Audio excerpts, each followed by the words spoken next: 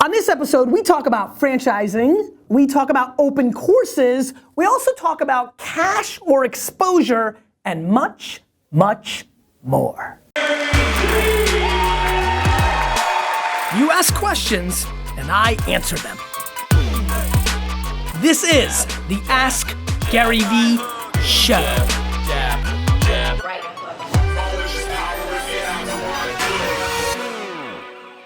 What's up, everybody? This is Garyvee, Nerdchuck, and this is episode 62 of the Ask Garyvee Show. The hell was this?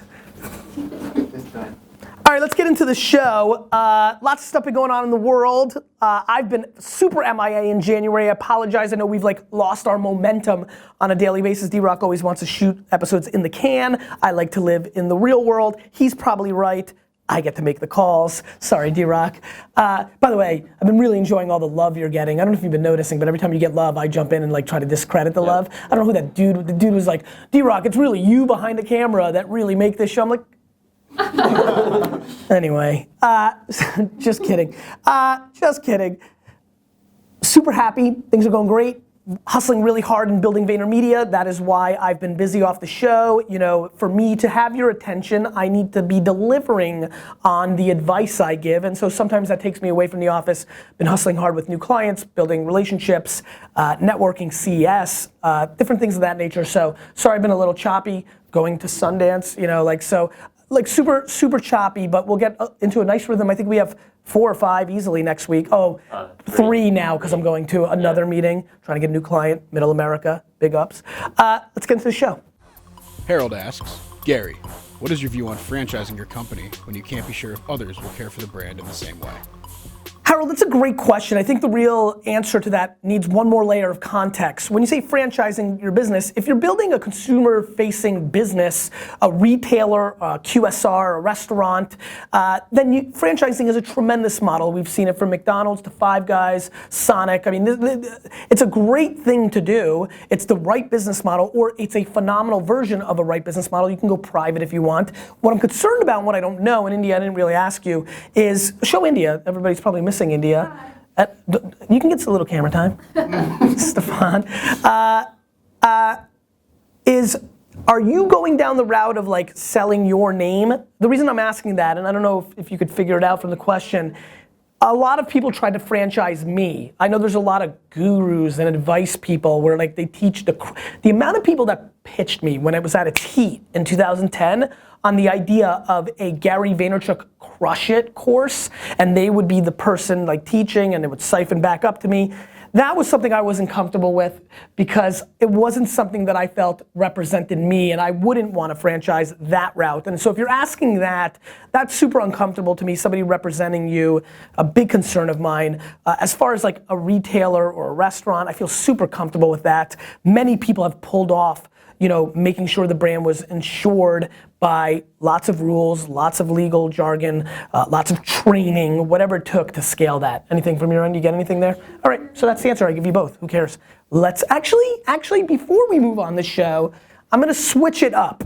I'm gonna switch up the way that you have to ask questions to get on the show. Me always trying new things, trying to mix it up. We're gonna shift platforms to ask the question.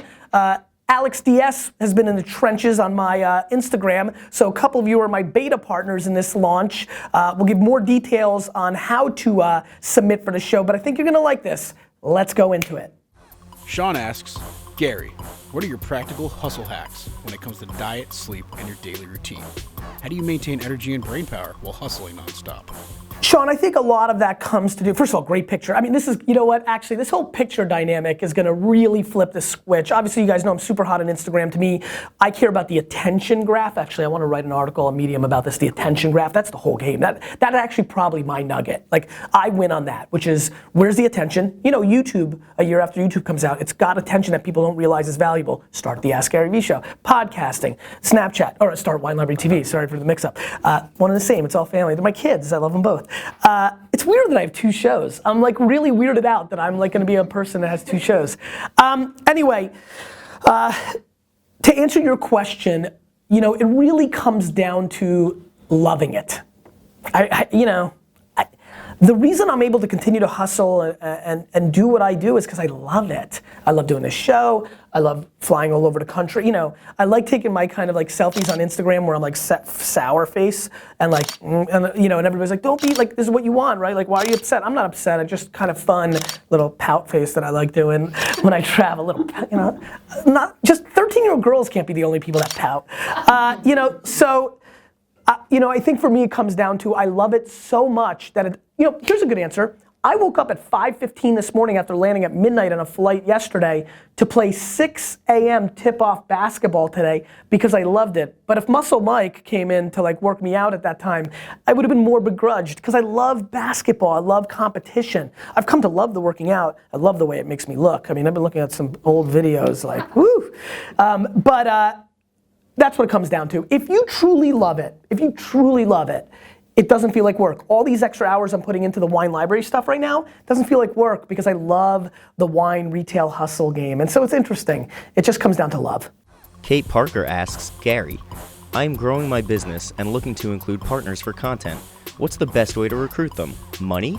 Promise of exposure? Kate, I'm super pumped. Guys, I went to high school with Kate. By the way, let me give a big shout out to Kate. Kate came to my high school junior year of high school in the middle of the year. And Kate was a top 5 attractive girl. I'm being very politically correct here. In our school. She made huge noise. Kate, huge shout out for the noise you made at North Hunterdon High School in 1993. And recruited like as a soccer star, by the way. Just giving you some daps, Kate.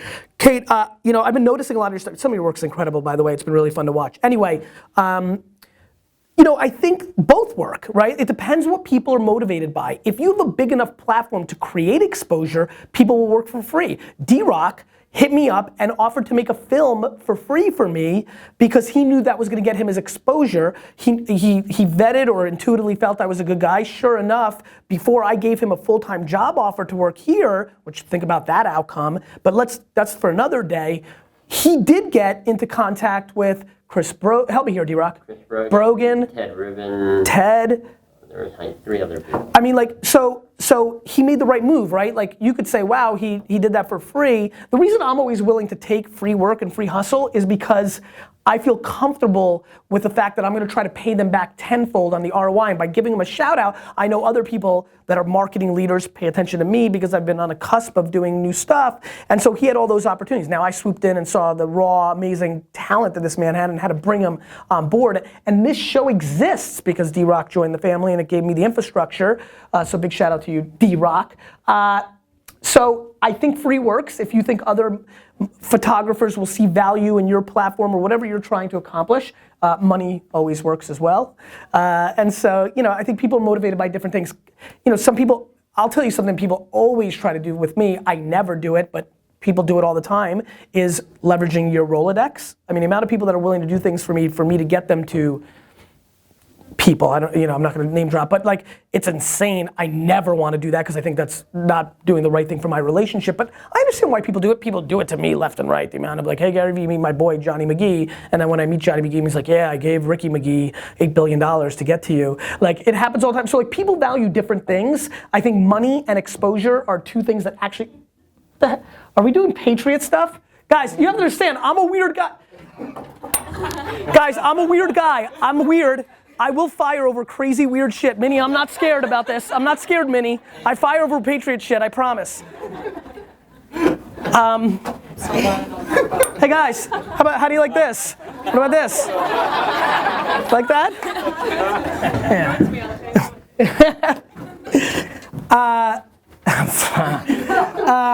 So yeah, that's it. Let's go on to the next question. I know you just got taught how to submit questions and now I'm stretching this out even a little bit more, but let's put up 5 or 6 of Kate's photos. That's high school love.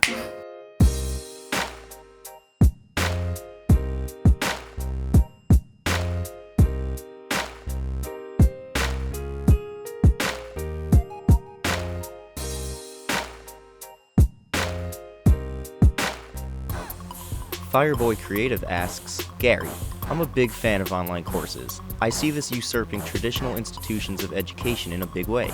Do you see this happening, and is there money to be made? What's up, Fireboy? The quick answer to this question is yes. You know, Yes, like, Uber, Airbnb, Skillshare is probably one of the ones you're talking about. There's a bunch out, Chase Jarvis is behind one. Yes, like I absolutely believe Khan Academy, the fact that when I'm trying to learn something, I go to YouTube and search a how-to and watch a 1-minute how-to video. Like information as education is a commodity. The internet has created that platform for us to learn that way. I don't need a teacher, as charismatic as they may be, to just tell me the information. What matters are opinions, interpretations, context, not the base information. And so even here, my base information is fine. How I layer the context of the current world is far more interesting. And so I think education is massively going to be disrupted over the next 20 years, and I think you're barking up the right tree.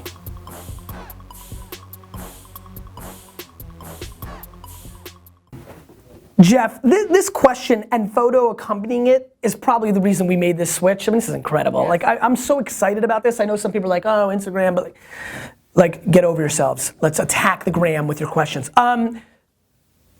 This is a tremendous question too, which makes it even more interesting. The answer, my man, is very simply like, what you need to decide is short-term cash versus long-term wealth. Let me explain. My answer to you would be, okay, you're making the products. By the way, and I had a big business at the time, but like the way I did Wine Library TV was all encompassing myself, except to Chris Mott's credit. Mott videotaped, but there was no editing the way D-Rock, it was just uploading. And in theory, I could have done that for an hour, but probably not. So big shout out to Mott. You have to decide if you want to make 13, I don't know how long it takes you to make one of your pieces, right? I would make 7 pieces instead of 13 in a year if I can live off of that, right? I would do that, and I would then spend more time on building my brand, because that's really what an artist is. Doing the Instagram stuff you're doing, building up your Pinterest, being smart and knowing the world, and now look at all the exposure. I mean, I guarantee you, I really feel confident that one person will buy one of your pieces from this show. So you knew about me, you moved quick, you commented on my comments. Alex hit up a bunch of people over the last couple of days. Not that many replied. You took the initiative to do it. Now you're on the show, right? Now you got this exposure, 20, 30,000 views, Now what you do with that is you're leveraging that, and all of a sudden it becomes supply and demand. There are artists who make one, I'm sure, I'm not very strong in the art world. India, you can help me here a little bit. I mean, but I know what the answer is. There's some artists who make one piece every couple of years, and that's how they make their whole living, because it's worth a ton of money because they've got the brand. Now that you can go brand direct, that's why Crush It talked to you so much. By the way, Crush It is literally the blueprint of the current state of the internet. I was like, I don't want to really go there, but I was ridiculously right, not even kind of. And so we're all living that world now. Grape Story, my agency that represents Vine Talent, is basically the agency of what Crush It was talking about. And so it's a very simple thing, cash, wealth. If you decide to make 7 pieces this year and that's enough for you to live, then it makes me happy, because then you can take the rest of that time instead of 13, and I don't know all the numbers, but you see where I'm going, to build your brand, to engage, to put out content, to write a Medium post, to put up Instagram photos, and that builds up your supply and demand curve. If you're equally good enough at both, then the demand will get to a place where you can start charging more for your pieces to build up your brand. It's very simple. This has been going on forever. Independent people have always done that. Should you make pieces, or should you open a gallery? Should you go hot? It's chicken and egg. The other thing to debate is, can you bring in somebody at a low cost to do it full time and help you scale? You're the only one that can answer, but guess what? I'm the only one that can answer it and write, but India's here to make it quicker for me. I do this show, so India has something to transcribe off of, add some grammar, ask me a couple clarification questions, and we've got 2 of the top 4 posts on Medium right now. So, it all depends on how you want to roll. I had to build up to that. This is the first time I've got this kind of infrastructure. But it's just chicken and egg, cash flow versus wealth. There's 2 ways to go about doing it. You can make 13 pieces, and then you're making the money on it that allows you to afford your person in place, or you make 7 and you do it yourself for a while. It just depends on how you want to roll. But if you're not building up your equity, you're always going to be making pieces that are hundreds of dollars instead of pieces that are millions of dollars. And that's it. That was a good show. The Instagram thing, actually, let's just go right into it. I think that's the question of the day. Question of the day, give me your feedback, VaynerNation, on, are you excited about the, let's do a two-parter. I like when you guys do two-parters. Are you excited about the Instagram? Do you think it brings the dynamic visually? Sorry, podcast people. And two, are you going to submit one?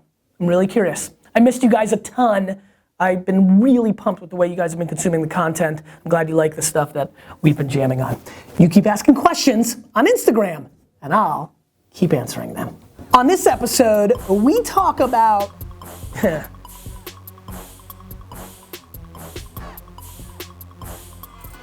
oh crap, wait, subscribe! I need subscriptions because I can't push this many right hooks in social, so subscribe!